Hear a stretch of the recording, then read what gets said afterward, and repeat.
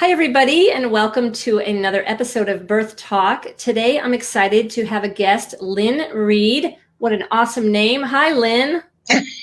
We have great names. Nobody knows how to spell. Yeah. So thank you, Lynn, for joining me. Lynn recently had some dental work, and but you're able to understand her. It's great. She's feeling fine, and we're ready to talk about this important topic. What's up with all this cutting? And when we say cutting in the birth culture, we have doctors, we have nurses, we have people who are trained to deal with situations, sometimes using their tools. And some of those tools end up breaking the waters, the amniotic sac, when maybe they don't need to be broken. It involves possibly cutting an episiotomy. Cutting is involved in a C-section. Cutting is involved in premature cutting of the umbilical cord. Right. And many first-time moms don't really know that it's extremely healthy to leave that placenta intact until the cord turns white. And we could start right off with what I talked about last night about microbiomes. There were something about why we don't want to cut the cord. But before we get started, so today we're going to be talking about this issue of cutting, and we're probably going to get into other issues because Lynn has had over 30 years experience in being a birth activist, a birth advocate. And what I like about you, Lynn, is that you believe in the importance of the one-on-one relationship. We've gotten away from that today. We've got a lot of people who are doing branding and they want to sell their services. They want to teach to the group, but there's nothing like in-person, one-on-one interaction to help get a woman ready for birth and to feel confident, and just this old-fashioned conversation and connection, forming connections. Healing. Yeah. So when I think of, yesterday you were telling me the 3 important opportunities for a microbiome. What is that? What was that Microbiome, about? they've just done a new film about it. And I was just watching another one that some doctors put together, and because we are having a crisis right now, because I believe without our complete immune system, which is built on these microbiome, and they just float all around our body. We have 20 to 20 million microbiome in our body, which is distinct DNA, versus 2 million just other DNA. Okay. Anyway, that's another movie. But the microbiome is we receive the microbiome our bodies need 3 different places, one being in placenta. And luckily, most babies get that, what they need. And then in breastfeeding, babies get another good shot that colonizes the gut, which we know now is probably one of the most important organs in the entire body. They say that we actually have a brain in our gut, but we're missing, even in most natural deliveries, vaginal deliveries, there is something they just found that I was just over the moon about, that the vagina is a very wet place, and that during a birth, as a baby comes down through the birth canal, the colonization, there's a special juice that goes on the baby there, and it attaches to the creamy stuff that's on the baby and then is absorbed into the skin. Well, if you've had a C-section, doctors are starting to take gauze and inserting it in the vagina of the mother who's having the C-section, but that doesn't happen very often. But it's starting to gain credibility, But most women that doesn't happen to, nor the babies it doesn't happen to. Even vaginal deliveries, you've got all that KY jelly in the way from being, checked over and over again, which I think too is affecting the transfer of that onto the baby, even if they're born vaginally. In most hospitals, the nurse comes and takes your baby away right away because they're filthy. They have to get washed. Yeah. And there goes all the good stuff, even if the baby had some, right? Okay. So they bring them back to you as a little burrito, and they're all covered up. And, maybe there's some on the skin of the mother even, and it's a plausible idea. But no, we can't have any of that either because the mother's covered, the baby's all covered. And yeah, the baby's mouth touches the breast. That's it. That's about and that doesn't even happen. And, 2/3 of births don't end up even breastfeeding. So you can see where every step of the way we're missing this vital part of our human body, which is this ancient microbiome. And today we know that we have 1/3 less in our bodies. And that is the reason we are getting sicker and sicker and needing more and more vaccines, because we never ever give our bodies a chance to grow our immune system through fevers and childhood diseases. Rahima Baldwin talks about that a lot if you want to look her up. Babies, children who are very capable of dealing with, say, chickenpox. Everybody, measles, everybody gets all upset about that. They get a fever. Yeah, they need to be kept in a dark, quiet place and administered to, nursed, not breastfed, but yeah, if you're breastfeeding, great. But they need to be mothered. Right. And felt valuable, not thrown back into school as soon as possible or kept home. All right. Get off. Yeah. So let's back up a little bit. So I wanted to start off talking about that because there are some very important substances that really benefit human beings at birth. And if we cut, unfortunately, the women who have C-sections, the babies don't get it, except for in the rare cases, some doctors know to get some of the vaginal pieces and to rub it on the baby's skin because they didn't come to the birth canal. But many years ago, when I lived in the DC area, I would go to health conferences, and there were several internal medicine doctors who knew, especially women, who knew they advocated avoid C-sections at all costs if you can, because so much for the baby's immunity happens by going through the vaginal canal, birth canal. And that is, and it's, some people will criticize, it's the baby's fine. I'm glad I had the birth. You're trying to be a hero with this natural birth or a vaginal birth. It doesn't matter, but it really does matter to the baby's health, if possible, to seek that which is natural before going to all these other extremes and interventions.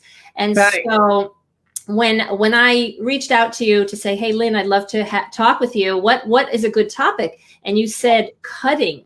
And so maybe we can get into why cutting or avoiding cutting is so either prevalent or important to you. What popped in your mind at first? Well, one of the things I hear everybody say is a cutting edge being the very best there is. We want our medical and our scientific community to be on the cutting edge. I say we need to be on the leading edge, which is we've learned things and we're going out onto that new edge, that is progress. We're not progressing. We're actually going backwards. If our microbiome is less than what it used to be in ancient humans, then we're not going forward. I also don't like the idea of cutting relationships of our children away from our families. I think families need to stay together.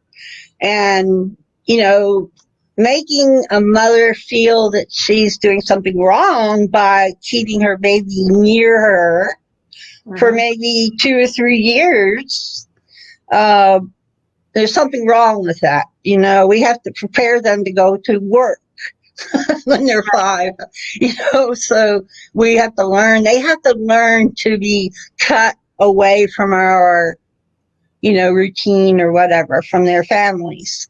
And that's not natural, so many things. And then, we got to talk about circumcision here, because to me, that is they're all bad.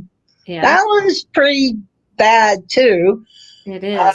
I'm Jewish, and we decided not to do that because we had done everything in our power to have our second child without the trauma, and I just felt I was having a little boy, and I needed to prepare for not doing something again that was the norm, right? Right. And I'm very happy we didn't. Many, many, many women since then have used our ceremony, which is freedom from bris milah. Milah is the cutting part, moil. And so, that's another topic, but it's part of all this cutting. And we can't have surgeons come to a birth without cutting, because that's what they like to do. They're trained to use a knife. They like it. They enjoy it, this part of that. I've seen doctors describe doing a C-section and feeling like they birthed the baby, They're craving that, thing. Yeah. But you can't do it. So let's just talk about circumcision. I have 2 sons and 4 daughters. So I had plenty of time to learn about circumcision between my first and my 6th child. And so I guess what I want to say about that is any young woman who's pregnant, who's wondering about circumcision or not, number 1, you don't have to do like father, like son. Right. Number 2, it is the Old Testament that tells you that the covenant is to have a circumcision, but to Christians, the New Testament, you don't have to have that agreement. So it's, I guess there will be a difference in biblical interpretation, but no, there isn't. There isn't. Okay. Look up the history of circumcision, and culturally, it's very interesting. The United States is making a good progression. 60 years ago, it is estimated, or the CDC said that about 90% of baby boys were circumcised 60 years ago. 5 years ago, a few years ago. I'm not sure. 5 years ago, it got down to 56%. That's great. And now it's estimated 33% of babies will be circumcised. So guess what? If all the little boys, if all the moms in the 1950s and 60s got to have my son circumcised because he'll look funny when he sees other little boys, he'll be different.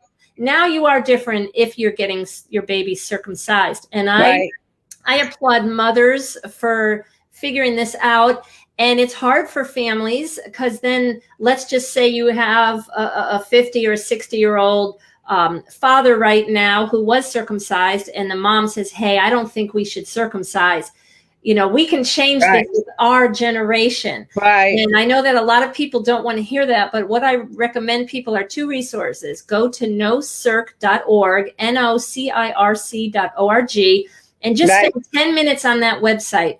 They've changed it to genital mutilation integrity. Well, no, now they're not talking about no circ. I think it's genital awareness or authenticity. That's a little more positive, right? A little more positive, and then there was a great. It can be a traumatic and very graphic documentary by Jeffrey Beaverman called Uncut. Have you seen that? Oh, yeah. That's a Jewish man of talking about the Jewish tradition of it. And they show you need to see a circumcision before you allow your baby to undergo it. But my midwife insisted that if somebody wanted their child circumcised, they had to hold them while she did it. Oh, so nobody signed up. And guess what? Babies feel things. Human beings feel pain. The fetus feels things. A newborn baby. They used to do open heart surgery on babies not too long ago, 40, 50 years ago. I mean, in our lifetime, they did open heart surgery on babies with no anesthesia. The babies would basically just pass out. You know, they didn't feel a thing, right? That is just so beyond my comprehension. Yeah. I can't even believe that happened. But so anyways, so we the Jews, I just want to interject this about circumcision. Okay. The Jews of antiquity, Abraham, right? Yeah. It was more like a clipping. The Hebrew word for circumcision or cutting was the word was used for clipping your fingernails. It was a little snip, like a blood brothers kind of thing, like Native American people do. You know, they make a prick and interchange blood a little. It used to be a little less awful. You know, I still don't ascribe to doing that even, but it was just a little snip until the little boys started doing the Olympics with the Greek little boys, and the little Jewish boys were able to pull the skin down over their little snip, right? But it wasn't the radical circumcision we see now until there was medical, help. So doctors had something else to cut, which, is my favorite topic. Yeah. They now, they cut away all of the tissue. So it can't possibly be put back in place. Yeah. So, think about Abraham and cutting all that off. I don't think there'd be any Jews today because everyone would have died of infection. Right? I mean, you can't do that kind of radical circumcision and live in the desert with nothing. Yeah. Anyway, all right. So I know. So yeah, it's a personal decision. I know it's one I can't talk with friends or family about who have their opinions, and so sometimes there's a lot of healing that the father has to go through. Well, am I damaged goods? No, you're not. I know. And then when I tell people, the misers corpuscles, the feeling and the sensitivity being intact is better for men. However, also women. Women too. And women don't need lubrication. Maybe even in menopausal years, it's better. Sex is better for women in the menopausal years with an intact man. But men are not damaged goods if they've been circumcised. No.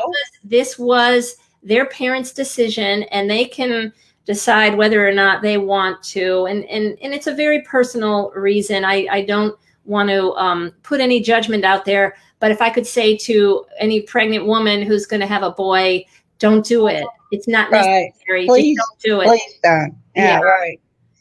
Okay, so cutting. What is the first? Oh, let's talk about, before we go into all these birth cuttings. Right. I'm thinking about young teenage women wanting to. I know this is a dark topic. Wanting to commit suicide. All cutting is a dark topic. We've normalized a lot of it. Yeah. But no, we can't normalize children, young adults, young children cutting their bodies to help themselves feel less pain for a minute. It's so sad. And where does that come from? Where is that pain originating? I don't know. You have to think about it. Yeah. Why do we have these large numbers of children committing suicide even? The cutting is, a step back from suicide, but it's sort of another cry for help. I don't feel loved. I don't feel good. I don't feel normal. I don't feel I fit in, and there comes the, the sign, help me, Right. I know.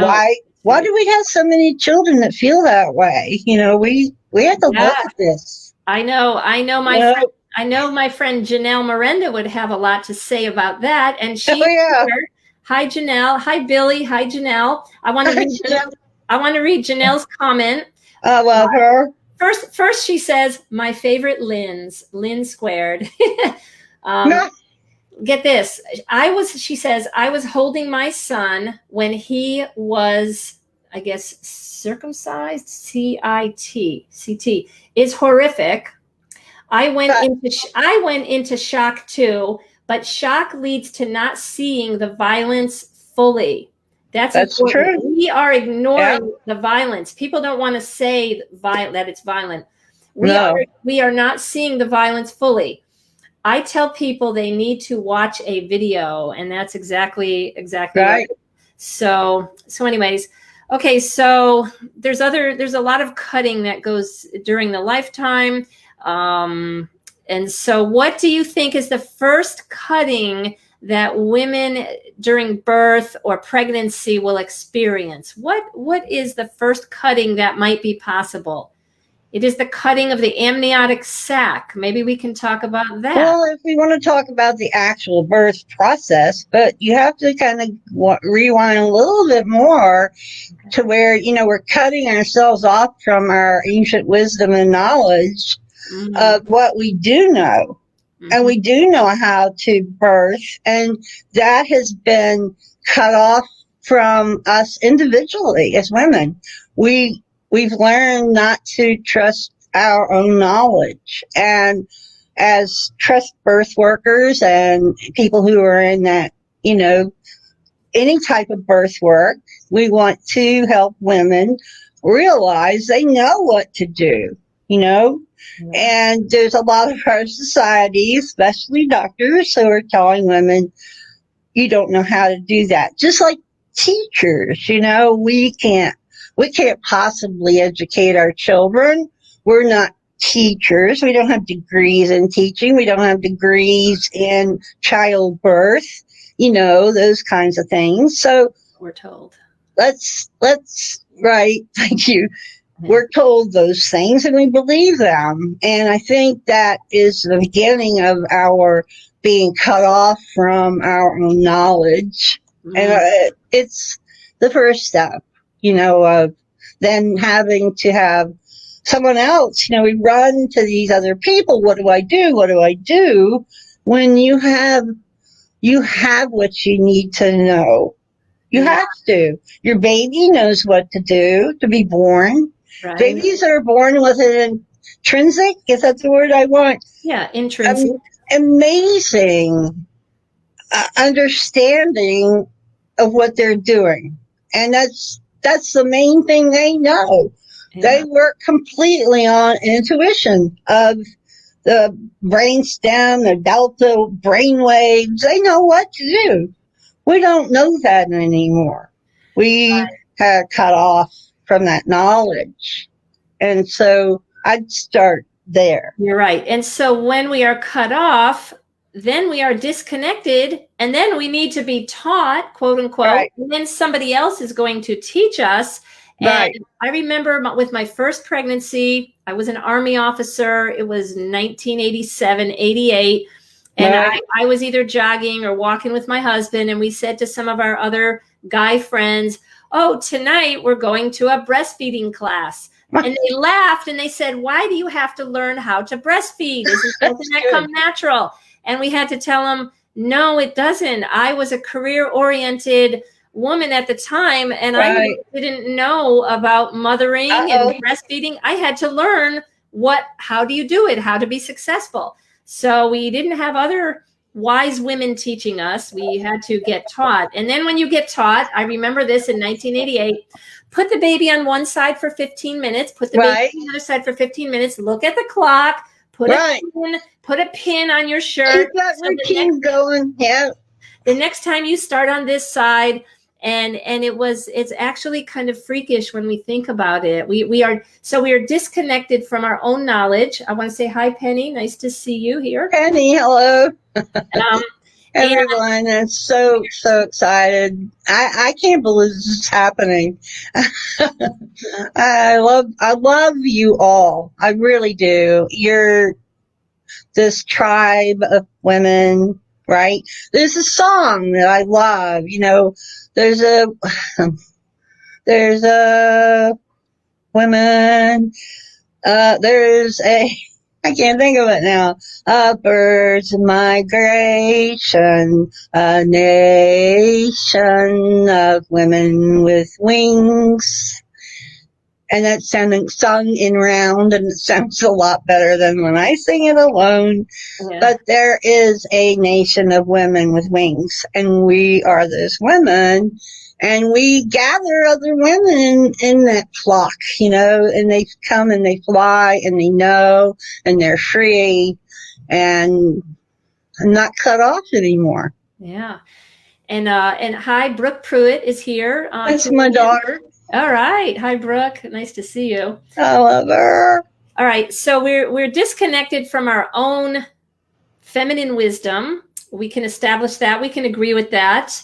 And then with all this cutting, the sad thing is we get disconnected with our baby. Also, I was thinking when you were talking about swaddling the baby in the hospital, right.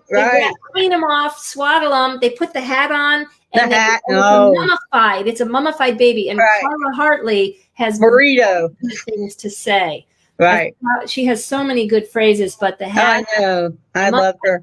You need to put that baby, its natural form. If anything that taught me how to love in my family is when I discovered homeschooling. It led me to home birthing, breastfeeding. My kids see all of that as woke up. Yeah. Yeah. We wake up when we find that we're our children's best first teacher. You know, we know everything we need to know to teach them.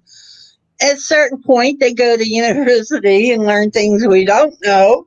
You might know them, but Brooke's dad, he's an engineer. He knew about math. I didn't. But I knew a lot of other things, you know, that I could share with my children. Mm-hmm. But all of the above, you know, it's all of this, oh no, what do I do now? And we turn that over to someone else to tell us what we need to do. If a woman and a baby are alone and are birthing, they do not look to someone else to find that answer. Exactly. They listen to their baby. They listen to their own inner wisdom. As soon as you put another person in charge in there, right, mm-hmm. or not even in charge, but are there to distract a woman. You know, Wapio talks about these delta, alpha, beta, delta waves. You know, our brain is in this deep state. And when we wake up, we go to the hospital, we got to pop back out into, you know, our regular everyday brain waves, because you got to fill out all the forms and tell them your social security number and get, you know, IV started. And, you know, that does not help you stay in that deep state you need to be in, right? The birthing state with the baby, the delta state. So, you know, here we go. I mean, a woman's pretty flexible. I'll give women that for sure. Yeah. But she's a lot more able to do what she needs to do if she's not bothered. And so Michelle O'Donnell talks about that, along with everybody else that knows anything about birth, is women don't need to be observed or bothered or, right. They need to go in a dark closet like my cat does to get her kittens. Right. And if you find her in the dark closet, she'll pick her babies up, or she'll take herself and go under the trailer or underneath the, you know, outside building where you can't find her. She wants to be alone, right. You know. So Farm cats will do that. Yeah. Hybrid cats, they need all the help they can get because Yeah. they're like us. They don't know. They weren't taught by their mothers how to give birth, just like we weren't. Yeah. I didn't grow up with a mom who knew anything about this. Right. You Yeah. know. Well, thank you. Thank you for learning and spreading it to hundreds and thousands of women over the years. So that's wonderful that when we learn, we can then try to share and encourage others. I think We that's didn't have to. important.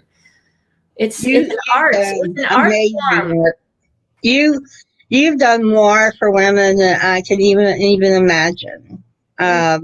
Your CD, that little thing you could put in the car and drive to Atlanta and listen to. Your Body, Your Birth. Yeah. A wealth of wisdom on that one little skinny piece of, metal or plastic or whatever it is. So, yeah. You enjoyed it. Yeah. Yep. Okay. So cutting.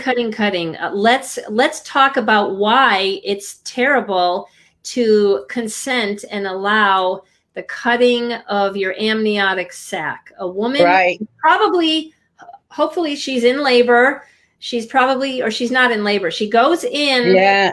We want to augment labor because it's her due date. Okay. Right. And we don't want to go past that due date because then you'll have to have a C-section. You don't want to have a C-section. So we have to make sure that baby comes out on their due date. Today. Yeah. And you may be in some type of pre-labor contractions, which to a first mother seems like worse than cramps, and I can't take any more than this. The Lamaze training I got is not usually, at least when I was giving birth to my first daughter, Brooke, my husband twisted my wrist and I was like, I feel it. That was exercise they had us do. And I'm not into pain very much. And nobody wants pain. They put the IV in my arm and I almost hit the nurse because it hurt so much. I mean, I was in a different state of mind. I was in my birthing mind, sort of, and it hurt. And don't hurt me. Right. So what are we to do? What's a girl to do? Yeah. So let me say, Janelle says the first cut for the baby is induction. It cuts baby off. It cuts baby off from their biological imperative, then epidural with fentanyl. Both cut off mother and baby from their physiology and each other. The monitor is a cut. Every time staff disturb is a cut. And I remember with my second child, the doctor just wanted to check me. His hand going up me is a cut to my normalcy. I remember I reached down and took his hand out of me. It hurt. And the nurse kind of scolded me. Oh, you got to let the doctor do his job. And I'm like, painful. That was painful. Don't do it. And then I don't think he was checking me anymore. My reaction was get out. Right. So you at least were able to and know that about yourself and speak up for yourself. Most women don't. Right. They just tell the story later on of how they did that and didn't like it, and they try to avoid it next time, but sometimes they still don't know where to go. Yeah. We don't have any birth centers near us anymore. We used to have two.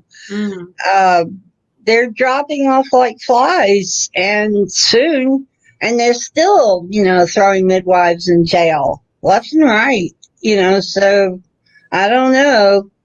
We're getting ready to have a bunch more vaccines, I fear. I have heard about a new way of tagging people who have, quote unquote, contracted the virus. And they will be designated as having had it or had the vaccine. Okay. And you won't be able to go to school or back to work, or in other words, you won't be able to collect a paycheck. Right. I agree that that day could be coming sooner than we'd like. Well, And we used to think about it being like a little pill or something injected under the skin. Not anymore. It's a barely pinprick. yeah. You know, we got little tiny Apple phones. They got little tiny thingy. Right. Yeah. Just look And at Elon Musk's Neuralink. It's frightening. It's not progress. And of course, they're selling it as this will be helpful medically right, Parkinson's patients. But you know what? All those little cuts, the little right, cut insertion in pets 20 years ago for pet identification was a test. And now with right, more immunizations, or I fear that a lot of people will sign up for it because a lot of right, people like technology. They are being sold the right. benefits of it.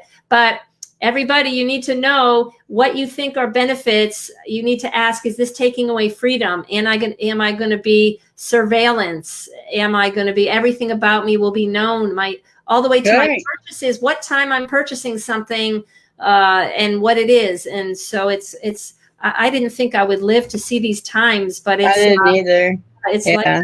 like, I figured that was in some science book that I hadn't read yet, you know, but no, it is. And I hate that women are having to consider having to have a home birth so they don't have to go to a hospital, but they are not exactly prime candidates to do all that, you know, in 2 or 3 months to prepare your mind to do something that you never have prepared yourself to do is really asking a lot of women. I think they could do it if they quickly got and gathered some information, but to be doing that because they're scared and afraid to do the other thing is going to result in not positive outcomes. And then they're going to add that to the pile of babies that died at childbirth, which we know doesn't happen as often as it does in hospitals. So, you know, children who have died from meconium inhalation in hospitals is much higher than babies that have done it at home. But Georgia, we were made to not have home births with granny midwives because one baby died. We have always, and that's something I think very wise to think of, is we take the exception and make it the rule. Dick Cheney had that idea with terrorism, you know. You take the 1% possibility and then you take all the other 99 and wipe them out too, of all of the freedoms, all of the other things. Right. So, yeah, that's probably another topic, but yeah, I know it. I'm all over the place. It's worrying. What else about the birth process enslaves women and contributes to this idea of cutting? I know there's some other cuts we could talk about. Cutting down our own natural oxytocin by watering it down with a cut into our skin with an IV. It's just plain saline solution. What's your problem? Well, you know, they make you feel like that's nothing. It is something. It's diluting and cutting your own supply of a very important part of being able to have contractions that are normal, that babies can work with. But they're so inundated with those awful contractions from Pitocin. They never get a chance to recover. They're squeezed and then it's released for just enough time for them maybe not to die. And then they're squeezed. You know, this is all happening to the baby the same time it's happening to the mother. And the moms complain about it, but I don't think they put the two things together. I didn't. You know, I didn't think about my baby being squeezed a lot. So I remember one of my births early on in the hospital. was it the second one? I don't know. The doctor said, maybe my fourth child. I don't know. I'm going to give you a little Pitocin just to get things going. Oh, yeah. They sell it. They sell it like a used car salesman. He pretty much just cleverly just said, this is what we do. And why do they do it? I don't think I needed to progress. The baby needed to progress. But he wanted to progress my case so that the delivery would be done. So I'm going to give you a little Pitocin. And I remember the Pitocin brought on stronger and more painful contractions. And so what happens with women is the doctor will tell you, oh, we're going to go ahead and break the water to get it started. Right. Oh, it's not progressing. Let's give you some Pitocin to speed it up. And then the woman might say, oh, this is painful. Give me the epidural now. Please give me the epidural. Right. Bend over and we'll fix you up. And guess what? In my case, epidural didn't work on one side. Yeah. So I had a nurse and an orderly person on one side of me pushing my huge abdomen, all right, or my belly, my baby, over off of my, what's that called? The aorta nerve. The blood vessel that makes blood go to your heart. Okay. I was having dips. Right. And so they were pushing the baby off of me. I'm on my back because I can't move without an epidural. And because the epidural was only partly working and it was just terrible. You know, the trauma to me and my baby that was going on that they looked at as okay. All those things were normal. And, you know, if a baby's born in a hospital with problems caused by these things, oh, we saved your baby. You know, they look at it as a save versus, you know, what I thought, which was, I swear to God, after my first birth, I said to my husband, I don't think I want my baby. I told him that. I don't think I can do it. I can't be a mother. Oh, wow. Oh, yeah. That very, very strong feelings of that. Oh, wow. And it took 4 hours for me and for them to bring my baby to me. Thank God, took to the breast like a little barracuda, which actually was a little scary, but, you know, it was, I love this baby, you know. Good. Yeah. Had that not happened, Lynn, I don't know what would have happened.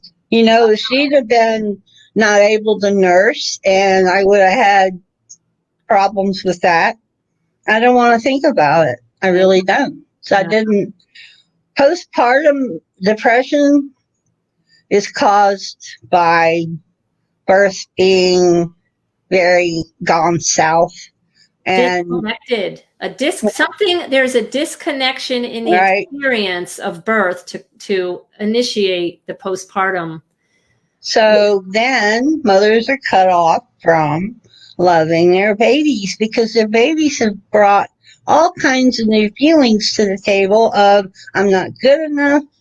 I can't do it. I don't. And then, you know, we hear of women driving their children in a lake. Or in the bathroom in a gas station offing your kids or whatever, you know? Mm-hmm.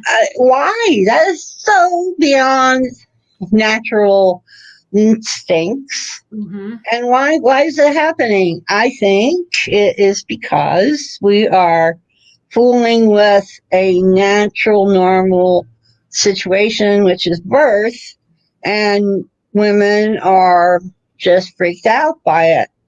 And, you know, I don't want to ever do this again. I'm surprised, really. I've said it once, but women who have C-sections, I applaud them. I really do. I'm like, you're nuts. Well, you know, I know they want another baby, but what they have to go through, it's, they're so brave.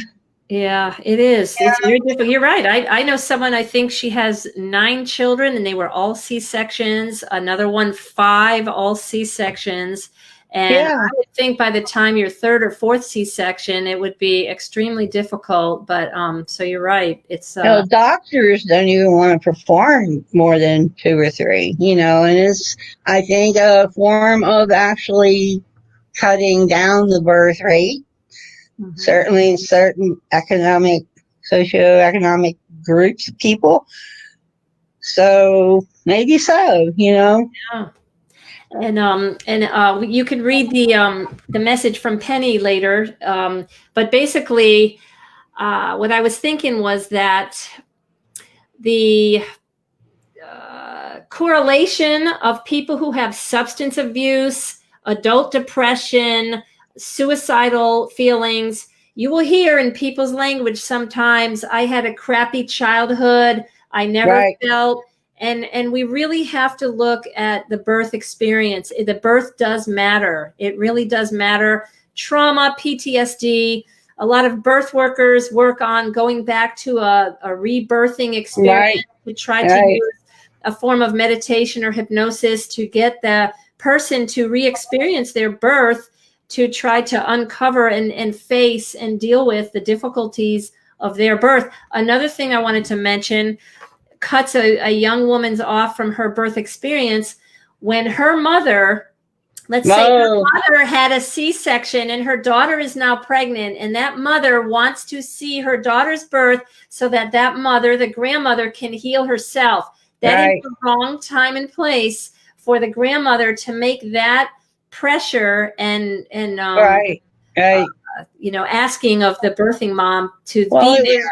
It was good enough for me, and you're not going to be able to do it because I know you, and you're not going to be able to do it. And it sort of smacks of the circumcision thing. I know I keep bringing that up, but our men thinking, well, am I not good enough for you? Is there something wrong with my performance? That you want to change it because I thought you liked the way I was, that weighs in a man's mind. And we have to be very careful to make sure they know that, that's what happened because that's what used to happen. I'm not doing this because I don't think you're good. I'm doing it because I think we can do better. I think our son will do better. And that's a difficult, touchy topic for most men. We have to be aware of that when we're suggesting that we do something differently to our sons than was done to their daddy. Yeah. All right. Well, we are running out of time, so maybe you can have a few. I don't like that part. I want to talk all day. You. I know it. I'll give you a chance for a few concluding remarks, but I really want to thank you. I enjoyed this conversation. It's all important. I'd like to do more birth talks. So anybody who has any topic ideas or guest ideas, let me know. I'm going to be taking 72 hours off. So maybe next week I'll come back with I have a couple of topics and people in mind, and I'll come back with maybe 2 or 3 next week. Thank you so much for what you're doing. The main thing during this time, which I know is very frightening to people, is that we don't socially stay apart, that we physically stay apart. And they're starting to use that word instead of social distancing.